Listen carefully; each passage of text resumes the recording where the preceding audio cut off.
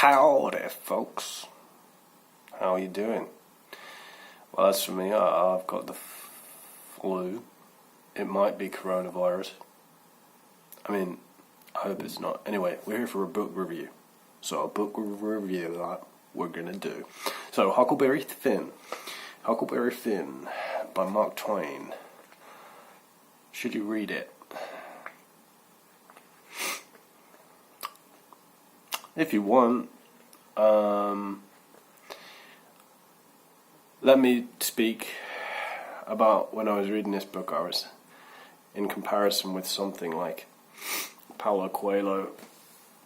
I recently read Veronica Decides to Die, and there's a lot of I was thinking about this for a while. I was saying, is it philosophy? And I don't really like the word philosophy because it brings up ideas of like Aristotle and like the old stoical people.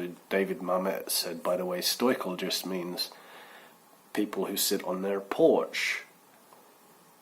So the porch guys, whatever they're called, but it does philosophy bring up that kind of mentality that it's above you, or it's about the stars in the sky, and it's not relevant for how you actually live your life in today's world. So I and actually my brother gave me a philosophy book once, and I must confess that I didn't read a lot of it because the ideas in there were very abstract and not relevant. So I would say that I am not a fan of philosophy. However, I do like it when in a book you have these ideas about life which you can relate to. And there's a great one in Huckleberry Finn about providence. And I'm just going to try and find it. Or let me pause. And here it goes. I went right along, not fixing up any particular plan, but just trusting to Providence to put the right words in my mouth when the time come, for I'd noticed that Providence always did put the right words in my mouth if I left it alone. As for me, that was the best line in the novel. Just amazing, because that is what happens when you just leave things alone. Actually, Providence, it makes you do the right thing, and it's the same thing that Bukowski said, like, don't try. So when you just stop trying and let things take their flow, usually the right thing happens and gets you to the right place, and those are the type of ideas that I really like in books. And so I was thinking that actually the whole novel is it's a great story. It's a lot of fun, and that's why I would recommend to read it. If you want to have a lot of fun, read this book. It's very funny. I actually did laugh. Mark Twain obviously was a humorist, and this comes across in a book. There's a lot of things that the characters do that are funny, and it does make you laugh. It is written like a comedy movie would be written today. It's like totally would never happen. It would totally never play out in reality, but as a story, it's very funny, and it's on that line of believable. Yeah, okay, this would not happen, but I'll believe it for the sake of the story, and I'll enjoy myself and have a good time and laugh. So, if that's what you want, then you're going to have a good read. But as for if you want, and I've called it this, I call it little ideas and big ideas. So throughout the story, I think that the plot and the characters in the story, they're the little ideas. But what I love in books is the big ideas. I mean, I love both, but when you have the plot and the story and the characters, and then suddenly this like big idea, which you can go, oh yeah, I can take that and I can really use that quote, like this one, Providence. Providence will put the right words in your mouth when the time comes. It's like, I've felt that, and now I see it expressed, and I know that someone else felt that too, so now I feel that the idea that I had is, I have evidence now that somebody else felt that way, so the idea, the way that I feel, feels more stable. It's like somebody is backing up my idea, And so that gives the idea or the feeling that I had about providence more weight, and I can now feel more confident in my worldview. And so, that's a big part of why I like reading, because it's about stabilizing your worldview. And so that's what I realized. I really like, these big ideas in books, which help you stabilize your worldview. And did I get that in Mark Twain? Once, and I've read you the quote. So that's why I say, should you read it? If you've got time, if you want some fun. Another reason to read it, by the way, is that a big part of the theme is slavery. So obviously, and I just Googled this quickly, but Mark Twain was born November 30th, 1835, and he died, so he lived all the way through to April 21, 1910. So, 1835, his birthday. When was slavery abolished in the States?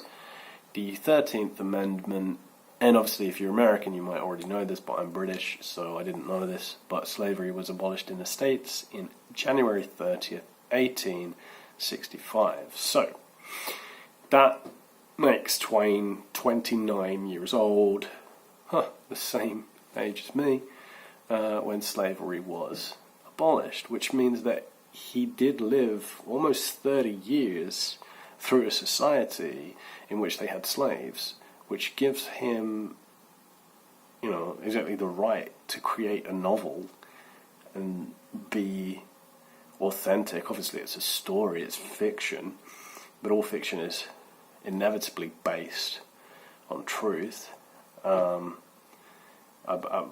what we've seen and heard and do. And so, even though it is fiction, obviously it's going to give you some idea of what slavery was like. And there was a line like, he asks, there's a steamboat, and Huckleberry Finn lies and says, the steamboat, something exploded on the steamboat, and his answer is, well, is anybody hurt? He said, no, nobody was hurt, but a nigger was killed. A nigger died, or something. You go, whoa, wait a minute. So nobody was hurt. That means nobody was hurt. Everyone was safe. But a nigger died. So, kind of gives you, or gave me exactly, oh, right, wow. Because I live in a society where, well, everybody has the same value. You would hope. But still, kind of reading that made me understand how black people were actually treated back in 1835 or 1865, not as people. And, so I think that's obviously a big theme of the book. I mean, I think it's taught in American schools, and that would be why, because it does paint a picture of exactly society and racial views, and how white people viewed black people, and how slavery was, and Mark Twain is writing about a runaway nigger, and so as a picture, a fictional picture, but still a picture of what life was like back in 1835. It's going to be interesting to read, and the way that people acted and were back then was definitely interesting to read about. Which is another thing. I mean, so that would depend on what type of big ideas you like, because that's a very historical thing. Whereas what I'm talking about is this abstract philosophy, abstract ideas like providence, faith, courage, love, peace, things like this. So different types of ideas. Yeah, so you're gonna learn a large part of history, and you're gonna have fun along the way.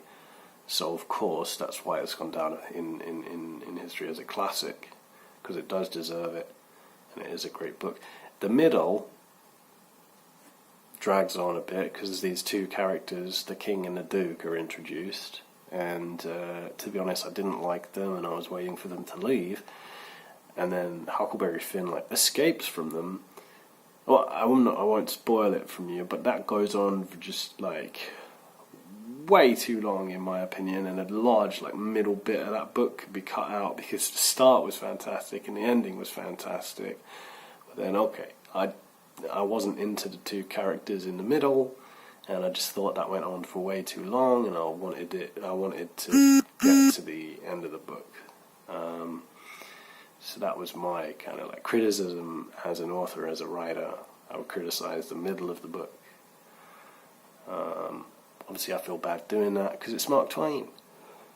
But as a writer, I have the authority to criticize other works, and that's what I would pick out. Was what I didn't like was the middle of that book. What else? Pretty sure that's it. I mean, if you do want more abstract ideas about, I suppose, psychology, you're not going to get it, I don't think, in Mark Twain. But you are going to get an insight into history, and you are going to have a lot of fun along the way, like I said. So if that's what you want, do give it a read. And wish me a good recovery from whatever this illness is. Thank you. And I will see you in another video. Leave comments down below, because, just do that. I want to talk. I'm interested in, let's start a conversation. Am I interested? If you have something relevant to say, yes, I'll be honest.